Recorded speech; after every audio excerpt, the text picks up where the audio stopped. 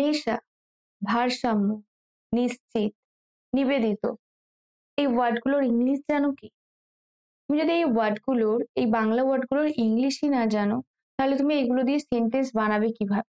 তো আমার কথা শুনে তোমরা বুঝেই গেছো, in today's class is going to be based on daily use words. So hello everyone, this is Barnali here and you are watching me in Barnali classroom. তো দেখো, এই নেশা বা যেমন ধরো এই কথাটা তো আমরা বলি যে তোর টিভির নেশা হয়ে গেছে। তো এই নেশা এই ওয়ার্ডটাই যদি আমরা না জানি, তাহলে টিভির নেশা হয়ে গেছে সেই সেন্টেন্সটাকে আমরা ইংলিশে বলবো কিভাবে? বা ধরো আমি যদি বলি যে আমি কিন্তু সেই ব্যাপারে একদম নিশ্চিত, তো এই নিশ্চিত এই ওয়ার্ডটাই যদি আমি না জানি ইংলিশে, তাহলে তো কিভাবে সেন্টেন্সটা বলবো? তো সেই কারণে ভোকাবুলারি ইনক্রিজ করাটা ভীষণই ইম্পর্টেন্ট। এবং আমি আজকে আবারও ডেলি ইউজ ওয়ার্ড যেগুলো আমরা নর্মালি সব থেকে বেশি ব্যবহার করে থাকি কথোপকথনের ক্ষেত্রে রোজকার, তো সেই ওয়ার্ডগুলোই সিলেক্ট করেছি। তো সেই ওয়ার্ডগুলো কি সেটা জানতে হলে অবশ্যই তোমাকে তার আগে আমার চ্যানেলটাকে সাবস্ক্রাইব করতে হবে। আর অবশ্যই যদি তুমি আগে চ্যানেলটাকে সাবস্ক্রাইব করে থাকো তাহলে কিন্তু লাইক আর শেয়ার করতে ভুলো না। তো চলো এবার শুরু করা যাক আজকের ভিডিওটা। So let's get started. First first word কি রয়েছে? ফার্স্ট ওয়ার্ড রয়েছে নেশা। নেশা নেশা নেশাকে আমরা ইংলিশে কি বলতে পারি? অ্যাডিক্টেড। নেশা ইংলিশ হচ্ছে অ্যাডিক্টেড। এইবার দেখো অ্যাডিক্টেড নেশা মানে এটাও হতে পারে, কেউ হয়তো ড্রিঙ্ক করে সেটাকে আমরা নেশা বলতে পারি, কেউ স্মোক করে সেটাকেও নেশা বলতে পারি, বাট আরো অনেক কিছু হয়। যেমন ধরো কারোর যদি প্রচন্ড টিভি দেখে, তো সেই ক্ষেত্রে আমরা সেটাকে বলতে পারি যে তার টিভির নেশা রয়েছে। কেউ খুব বেশি মোবাইল দেখে, সে মোবাইল অ্যাডিক্টেড। তো মোবাইল অ্যাডিক্টেড মানে তার মোবাইলের নেশা রয়েছে। যেমন ধরো এখনকার কি হয়, নর্মালি বেশিরভাগ বেশিরভাগ যে সমস্ত ছেলে মেয়েরা রয়েছে তারা কি করে, বা টিনেজার্সরা, তো মোস্টলি কি হয় তারা মোবাইলের প্রতি অ্যাডিক্টেড হয়ে যায়। তো now teenagers are addicted in mobile. তো কি হয়, এই অ্যাডিক্টেড এই ওয়ার্ডটা শুধুমাত্র যে স্মোকিং ড্রিঙ্কিং এর ক্ষেত্রে ব্যবহার হয় এমন নয়, তুমি টিভির ক্ষেত্রেও বলতে পারো, বা তুমি যেমন আমি বললাম টিনেজার্সরা মোবাইলের ক্ষেত্রে অ্যাডিক্টেড, সেই ক্ষেত্রেও ব্যবহার করতে পারো। তো অ্যাডিক্টেড বা অ্যাডিকশন মানে হচ্ছে অ্যাকচুয়ালি নেশা। নেক্সট কি রয়েছে? নেক্সট হচ্ছে ভারসাম্য। ভারসাম্য ভারসাম্য মানে হচ্ছে ব্যালেন্স। ভারসাম্য মানে ব্যালেন্স। তো দেখো এটাকে সব থেকে বেশি বোঝা যায় যখন কোনো মেয়ে, ধরো সে বাইরে কাজ করে, তখন কি হয় তাকে তার ঘরের কাজটাও করতে হয়, বাইরের কাজটাও করতে হচ্ছে। তো এক্ষেত্রে কি হয়, তাকে ব্যালেন্স করে চলতে হয়, তাকে একটা ভারসাম্য বা সামঞ্জস্য বজায় রাখতে হয়। তো এটাকেই আমরা বলবো balance. if anyone is working outside, that time she has to manage both the places, তার বাড়িটাকেও তাকে সামলাতে হয় এবং বাইরে যে কাজ করে সেখানেও অফিসের কাজও তাকে সামলাতে হয়। তো সেই ক্ষেত্রে কি হয়, ভারসাম্য রক্ষা করা। তো এই ভারসাম্য মানে হচ্ছে ব্যালেন্স। নেক্সট ওয়ার্ড হচ্ছে সার্টেন।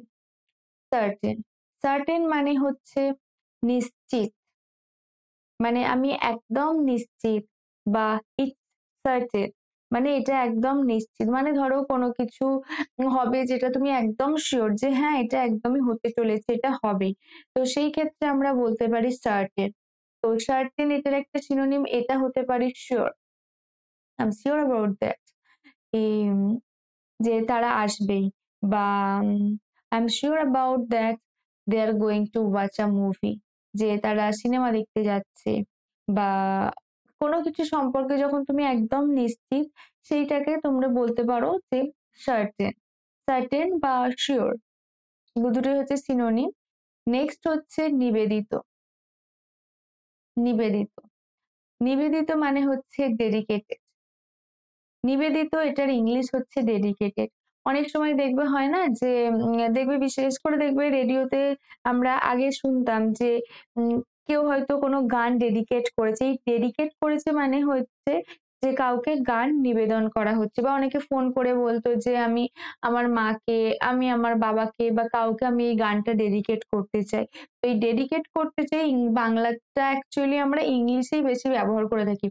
নিবেদিত এটাকে আমরা ইংলিশে ডেডিকেট করতে চাই এটাই বলে থাকি, বাট এই ডেডিকেট এটা হচ্ছে ইংলিশ ওয়ার্ড। তো দেখবে অনেক সময় যখন দেখবে কোনো অ্যাওয়ার্ড সেরেমনি হয় তখন কি হয়, তখন দেখবে যে অনেকে বলে, মানে ধরো কাউকে কখনো কোনো যদি অ্যাওয়ার্ড সে পায়, সে বলে I want to dedicate this award to my posters. তো মানে ধরো তার সঙ্গে যারা কাজ করেছে তাদেরকে সে সেই অ্যাওয়ার্ডটা ডেডিকেট করতে চায়। তো এই ডেডিকেট এটার মানে হচ্ছে নিবেদন।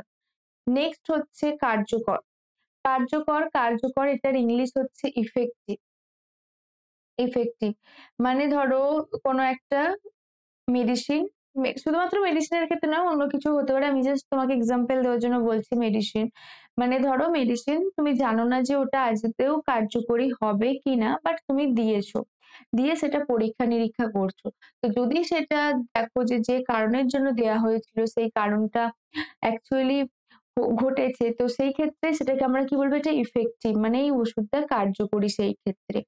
আর শুধুমাত্র সেই ক্ষেত্রেই নয়, মানে অন্য কোনো কিছুর ক্ষেত্রেও ধরো তুমি কোনো কিছু প্ল্যান করেছো এবং সেটা সাকসেসফুল হয়েছে, তাহলে তুমি সেক্ষেত্রেও বলতে পারো যে ইফেক্টিভ। ইফেক্টিভ মানে হচ্ছে অ্যাকচুয়ালি কার্যকর। নেক্সট, নমনীয়। নমনীয় হচ্ছে যেটাকে ইংলিশে আমরা বলবো ফ্লেক্সিবল। ফ্লেক্সিবল মানে হচ্ছে নমনীয়, মানে যেটাকে তুমি যেমন খুশি সেরকমই করতে পারবে। যেমন ধরো আমরা কি বলি যে ইটস ভেরি ফার্ম। এর অপোজিট হবে ফ্লেক্সিবল। অ্যাকচুয়ালি ফার্মের অপোজিট আমরা বলতে পারি ফ্লেক্সিবল। যেমন আমরা এটা বলতে পারি this stick is very flexible, মানে ধরো তুমি এই স্টিকটাকে যেরকম করতে চাইছো সেরকমই হচ্ছে, এটা শক্ত নয়, কঠিন নয়, এটা নমনীয়।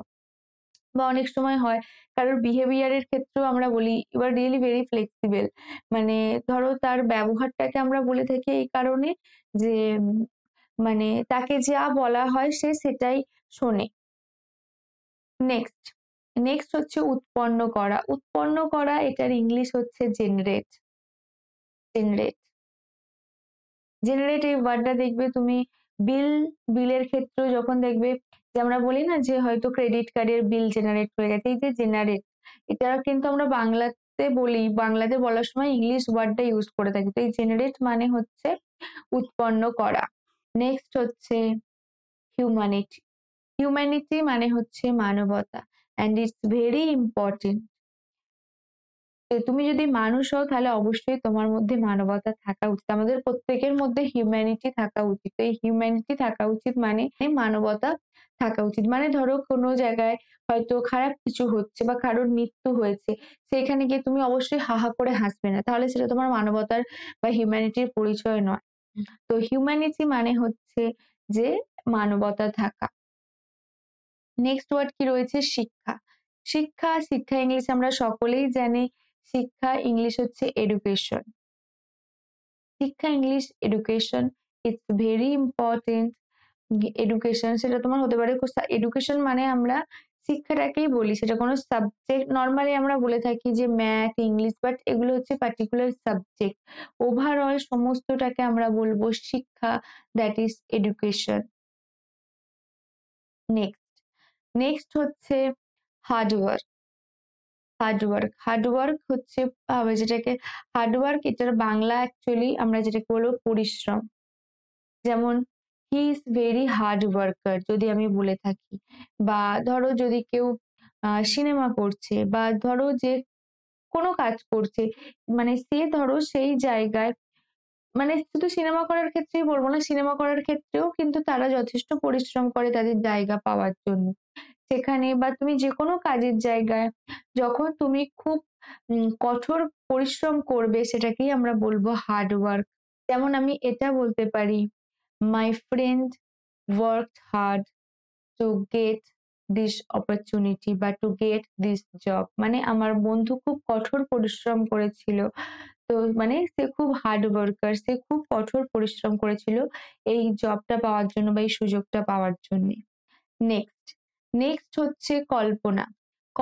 ইংলিশ হচ্ছে ইমাজিনেশন। মানে যেটা অ্যাকচুয়ালি বাস্তবে নেই, যেটা তোমার ভাবনার মধ্যে রয়েছে, সেটাই হচ্ছে কল্পনা। তো এই কল্পনা, এটাকে আমরা ইংলিশে বলে থাকি ইমাজিনেশন।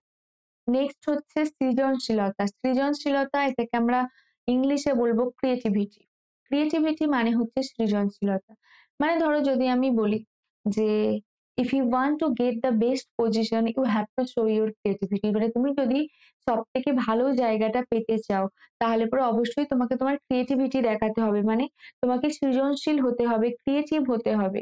তো সেই কারণেই তবেই তুমি তোমার বেস্ট জায়গাটা পাবে। তো সৃজনশীলতা, এটার ইংলিশ হচ্ছে ক্রিয়েটিভিটি। নেক্সট, ধৈর্য। ধৈর্য, ধৈর্যটা তোমরা অনেকেই জানো যে ধৈর্য ইংলিশ হচ্ছে patience. Patience, please keep patience বা বি পেশেন্ট। আমরা বলি না যে অনেক একটু ধৈর্য ধরো, অবশ্যই তোমার সময় আসবে। তো এই ধৈর্য ধরাটাকে আমরা বলবো কিপ পেশেন্স, মানে হচ্ছে ধৈর্য রাখো বা ধৈর্য ধরো। নেক্সট, বন্ধুত্ব। বন্ধুত্ব ইংলিশ হচ্ছে ফ্রেন্ডশিপ। ফ্রেন্ডশিপ মানে হচ্ছে বন্ধুত্ব। ফ্রেন্ডশিপ মানে হচ্ছে বন্ধুত্ব। যেমন ধরো আমি বলি যে I don't want to maintain this friendship at all, মানে আমি এই বন্ধুত্ব আর মেনটেন করতে পারছি না, মেনটেন করতে চাইছি না। সেই ক্ষেত্রে এই ফ্রেন্ডশিপ মানে হচ্ছে বন্ধুত্ব। নেক্সট, নেতৃত্ব। নেতৃত্ব ইংলিশ হচ্ছে লিডারশিপ। লিডারশিপ, যেমন আমরা বলি না যে তার মধ্যে একটা লিডারশিপ কোয়ালিটি রয়েছে, মানে বাংলা বলতে বলতেই বলি এই লিডারশিপ কোয়ালিটি মানে হচ্ছে তার মধ্যে একটা নেতৃত্ব দেওয়ার কোয়ালিটি রয়েছে। তো এই নেতৃত্ব ইংলিশ হচ্ছে লিডারশিপ। নেক্সট যেটা রয়েছে সেটা হচ্ছে ভেরি ইম্পর্টেন্ট, দ্যাট ইজ অনুপ্রেরণা। অনুপ্রেরণা, অনুপ্রেরণা ইংলিশ হচ্ছে ইন্সপিরেশন। অনুপ্রেরণা হচ্ছে ইন্সপিরেশন। যেমন দেখবে বিরাট কোহলি অনেকের ইন্সপিরেশন। অনেকে দেখবে ক্রিকেট খেলতে ভালোবাসে কারণ বিরাট কোহলিকে দেখে সে শিখতে, মানে বিরাট কোহলিকে দেখে সে অনুপ্রেরিত হয়। তো সেই ক্ষেত্রে আমরা বলতে পারি যে তার ইন্সপিরেশন কে, তার ইন্সপিরেশন হচ্ছে বিরাট কোহলি। মানে যাকে দেখে তোমার মানে সেই কাজটা করতে ইচ্ছা করছে, যাকে দেখে তুমি অনুপ্রেরণা পাচ্ছ, সেইটাকে আমরা বলবো, যাকে দেখে তুমি ইন্সপায়ার হচ্ছ সেটাকে আমরা ইন্সপিরেশন বলতে পারি। তো যেমন ধরো বিরাট কোহলিকে দেখে যদি কেউ ক্রিকেট খেলতে আগ্রহী হয়, অনুপ্রাণিত হয়, তো সেই ক্ষেত্রে বিরাট কোহলি হচ্ছে তার ইন্সপিরেশন। নেক্সট, আত্মবিশ্বাস। আত্মবিশ্বাস, আত্মবিশ্বাস মানে হচ্ছে confidence. Be confident but don't be over confident, মানে তুমি অবশ্যই আত্মবিশ্বাসী হও, কিন্তু সেটা যেন ওভার না হয়ে যায়, বেশি না হয়ে যায়। তো সেই ক্ষেত্রে কনফিডেন্স মানে হচ্ছে আত্মবিশ্বাস। এই আত্মবিশ্বাস এটা খুবই ইম্পর্টেন্ট, তুমি যাই করো না কেন নিজের প্রতি বিশ্বাস থাকা ইটস ভেরি ইম্পর্টেন্ট। তো আত্মবিশ্বাস, এটার ইংলিশ হচ্ছে কনফিডেন্স। নেক্সট, একাগ্রতা, ফোকাস। একাগ্রতা ইংলিশ হচ্ছে focus. If you want to get success you have to be focused, মানে তুমি যদি সফল হতে চাও, তুমি যদি সফলতা পেতে চাও, তাহলে অবশ্যই তোমাকে একাগ্র হতে হবে, একাগ্রতার সঙ্গে কাজ করতে হবে। তো এই একাগ্র ইংলিশ হচ্ছে ফোকাস। নেক্সট, উন্নতি। উন্নতি, উন্নতি হচ্ছে প্রোগ্রেস। যেমন দেখবে আমরা বলি না যে প্রোগ্রেস কার্ড, দেখবে রেজাল্ট, এটাকে আমরা বলি যে রিপোর্ট কার্ড, এটার সঙ্গে এটাও বলি প্রোগ্রেস কার্ড। প্রোগ্রেস মানে হচ্ছে উন্নতি। তো যেমন ধর আমরা এটা বলতে পারি there is no limitation of progress, মানে উন্নতির কোনো সীমা নেই। তো উন্নতি, এটার ইংলিশ হচ্ছে প্রোগ্রেস। নেক্সট, দয়া। দয়া it's a human quality, it's very important human quality. যেমন দয়া ইংলিশ হচ্ছে kindness. Kindness, be kind on everyone, মানে সকলের উপর দয়া করো, দয়া রাখো। তো যদি বলি দয়ালু তাহলে বলবো কাইন্ড, অ্যান্ড এক্ষেত্রে দয়া নাউন, সেই ক্ষেত্রে হয়েছে kindness. Kindness is a good quality of a human being, মানে এটা একটা মানুষের খুব ভালো কোয়ালিটি। তো in today's class we have learn 20 daily use words, এবং এগুলোকে কিভাবে ব্যবহার করতে পারবে সেগুলো আমি তোমাদেরকে বলে দিয়েছি। তো জাস্ট আমি তোমাদেরকে বলবো যে এইগুলো দিয়ে তোমার কি সেন্টেন্স মনে আসছে, কি ধরনের সেন্টেন্স, সেগুলোকে তুমি প্র্যাকটিস করো, এবং সেগুলোকে চাইলে তুমি আমাকে জানাতেও পারো আমার কমেন্ট সেকশনে, এবং সেগুলোকে যত বেশি প্র্যাকটিস করবে তত বেশি ফ্লুয়েন্ট হবে। তো তোমার আজকের ক্লাসটা কেমন লাগলো, just let me no. If you like this video, then press the like button to get more videos. Follow me and do subscribe my channel.